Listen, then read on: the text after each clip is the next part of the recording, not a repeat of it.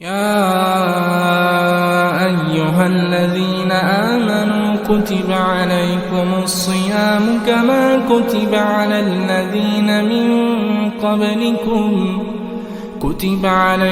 الصيام كما كتب على الذين من قبلكم لعلكم تتقون أياما معدودات فمن كان منكم مريضا أو على سفر فعدة من أيام أخر وعلى الذين يطيقونه فدية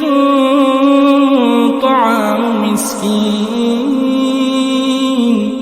فمن تطوع خيرا فهو خير له وأن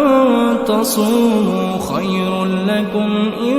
كنتم تعلمون شهر رمضان الذي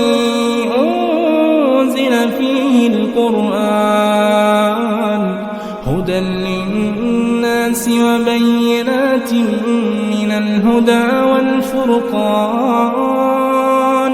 فمن شهد منكم الشهر فليصمه ومن كان مريضا أو على سفر فعدة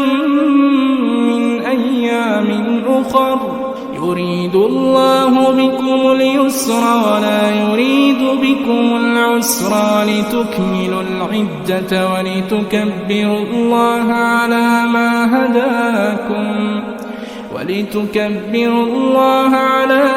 هداكم ولعلكم تشكرون